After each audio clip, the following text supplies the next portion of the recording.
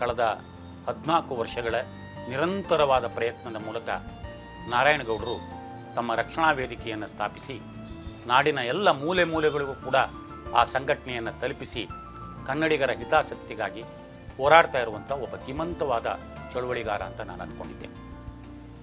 ಅವರು ಕನ್ನಡದ ಚಳುವಳಿಗಳಲ್ಲಿ ಯಾವುದರ ಜೊತೆಯಲ್ಲೂ ರಾಜಿಯಾಗದೆ ರಾಜ್ಯ ಸರ್ಕಾರದ ಯಾವುದೇ ಸ್ಥಾನಮಾನಗಳನ್ನು ಅಪೇಕ್ಷಿಸಿದೆ, ಯಾವುದೇ ಸನ್ಮಾನ ಮತ್ತು ಪುರಸ್ಕಾರಗಳನ್ನು ಅಪೇಕ್ಷಿಸಿದೆ, ಏಕಮುಖವಾಗಿ ಕನ್ನಡ ಸಂಘಟನೆಯನ್ನು ಮಾಡಿಕೊಂಡು ಲಕ್ಷಾಂತರ ಜನ ಕಾರ್ಯಕರ್ತರನ್ನು ಸಂಘಟಿಸಿ ಇವತ್ತೊಂದು ಕನ್ನಡದ ಶಕ್ತಿಯಾಗಿ ಹೊಮ್ಮಿದ್ದಾರೆ ಅನ್ನೋದು ನನಗೆ ಅವರ ಸ್ನೇಹಿತನಾಗಿ ಬಹಳಷ್ಟು ಸಂತಸದ ಸಂಗತಿ. ಅವರು ಸದಾಕಾಲ ಈ ನಾಡಿನ ಕನ್ನಡಿಗರ ಸಮಸ್ಯೆಗಳ ಬಗ್ಗೆಯೇ ಚಿಂತನೆಯನ್ನು ಮಾಡ್ತಾರೆ.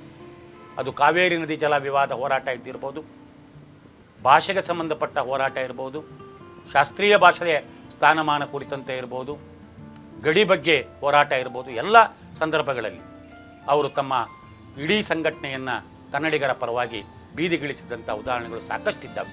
ನಾರಾಯಣಗೌಡರು ಒಂದು ಸಂಕಲ್ಪ ಮಾಡಿದರು, ಅದು ಬಹಳ ಮುಖ್ಯವಾದಂಥದ್ದು. ಆ ಘಟ್ಟದಲ್ಲಿ ನಾನು ಅವ್ರ ಹತ್ರ ಇದ್ದೋದ್ರಿಂದ ಅವ್ರು ಹೇಳ್ತಾಯಿದ್ರು, ಇಲ್ಲ ಗೌಡ್ರೆ, ಏನಾದರೂ ಮಾಡಿ ನಾವು ಕನ್ನಡವನ್ನು ಉಳಿಸ್ಬೇಕು.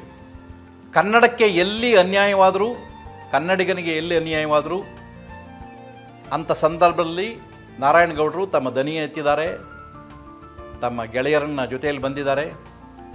ಅದಕ್ಕಾಗಿ ಬೂಟಿನ ಒದೆತವನ್ನು ಸಹಿಸಿಕೊಂಡಿದ್ದಾರೆ, ಪೊಲೀಸರ ಲಾಠಿ ಏಟನ್ನು ಸಹಿಸಿಕೊಂಡಿದ್ದಾರೆ. ಏನೆಲ್ಲ ಆದರೂ ಕೂಡ ಕನ್ನಡ ಉಳಿಬೇಕು ಅನ್ನುವ ಅಚಲ ಧ್ಯೇಯದಿಂದನ ಮೇರು ಪರ್ವತದ ಹಾಗೆ ನಿಂತು ಕನ್ನಡವನ್ನು ಕಾಪಾಡುವ ಧೀಮಂತ ಶಕ್ತಿಯನ್ನು ನಾರಾಯಣಗೌಡರು ಪಡ್ಕೊಂಡಿದ್ದಾರೆ ಅನ್ನೋದೇ ನನಗೆ ಅವರ ಗೆಳೆಯನಾಗಿ ಬಹಳ ಹೆಮ್ಮೆ ತರತಕ್ಕಂಥ ವಿಷಯ. ರಕ್ಷಣಾ ವೇದಿಕೆಯ ಕಾರ್ಯಕರ್ತರು ಸಾವಿರದ ಕಾರ್ಯಕರ್ತರು, ಸಾವು ಇರದ ಕಾರ್ಯಕರ್ತರು ಹೌದು, ಸಾವಿರಾರು ಜನ ಕಾರ್ಯಕರ್ತರು ಹೌದು. ಆ ಸಾವಿರದ ಕಾರ್ಯಕರ್ತರು ಇವತ್ತು ಕನ್ನಡಕ್ಕೆ ಎಲ್ಲಿ ಅನ್ಯಾಯ ಆದರೂ ಕೂಡ ನಾರಾಯಣಗೌಡರ ನೇತೃತ್ವದಲ್ಲಿ ಚಳುವಳಿಯನ್ನೇ ಮಾಡ್ತಾರೆ. ಭಾವನಾತ್ಮಕ ಮತ್ತು ವೈಚಾರಿಕ ಆಯಾಮ ಕೇವಲ ಅದು ಮಾತ್ರ ಆಗಿದ್ದರೆ ಏನಾಗೋದಿಲ್ಲ, ಅವುಗಳಿಗೆ ಕ್ರಿಯಾತ್ಮಕ ಆಯಾಮ ಬೇಕು. ಈ ಕ್ರಿಯಾತ್ಮಕ ಆಯಾಮದ ಬಗ್ಗೆ ನಾವು ಚರ್ಚೆ ಮಾಡೋ ಸಂದರ್ಭದೊಳಗೆ ಇವತ್ತಿನ ಈ ಸಮಕಾಲೀನ ಸನ್ನಿವೇಶದೊಳಗೆ ಕರ್ನಾಟಕ ರಕ್ಷಣಾ ವೇದಿಕೆ ಬಹಳ ಮುಖ್ಯವಾದಂಥ ಸ್ಥಾನವನ್ನು ಆಕ್ರಮಿಸಿಕೊಳ್ತಾರೆ. ಅವರು ಕೊಟ್ಟ ಕೆಲಸವನ್ನು ಎಷ್ಟು ಘನವಾಗಿ ನಡೆಸ್ತಾರೆ ಅಂತಂದರೆ ಆಶ್ಚರ್ಯ ಆಗಿ ಹೋಗುತ್ತೆ. ಉದಾಹರಣೆಗೆ, ನಾನು ಕನ್ನಡ ಸಾಹಿತ್ಯ ಸಮ್ಮೇಳನದ ಅಧ್ಯಕ್ಷನಾಗಿ ಆಯ್ಕೆಯಾದಾಗ ಅವರಿಗೆ ಒಂದು ಕೆಲಸವನ್ನು ಕೊಟ್ಟರು. ನಮ್ಮ ನಲ್ಲೂರು ಪ್ರಸಾದ್ ಅಧ್ಯಕ್ಷರಾಗಿದ್ದವರು. ಅದು ಸಮ್ಮೇಳನಾಧ್ಯಕ್ಷರ ಮೆರವಣಿಗೆ.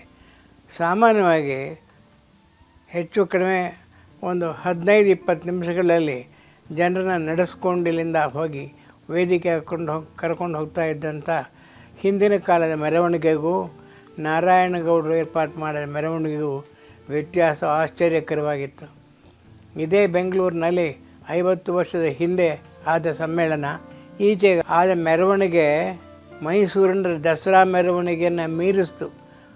ಒಂಟೆ, ಆನೆ, ಕುದುರೆ ಅವುಗಳೆಲ್ಲ ಬಂದಿದ್ದು. ಅನೇಕ ಬಾವುಟಗಳನ್ನು ಅಳಿಸಿ ಅನೇಕ ಸ್ತಬ್ಧ ಚಿತ್ರಗಳನ್ನು ಮಾಡಿಕೊಂಡು ಸೊಗಸಾದ ಮೆರವಣಿಗೆ. ಬೆಂಗಳೂರು ಅಂಥ ಮೆರವಣಿಗೆ ಕಂಡಿರಲ್ಲ. ಊರಿನ ಜನ ಎಲ್ಲ ಅದರ ಕಡೆ ಸಂತೋಷಪಟ್ಟರು. ಅಂಥ ಮೆರವಣಿಗೆಯನ್ನು ಸಮ್ಮೇಳನಕ್ಕೆ ಏರ್ಪಾಡು ಮಾಡಿದರು ನಾರಾಯಣಗೌಡರು.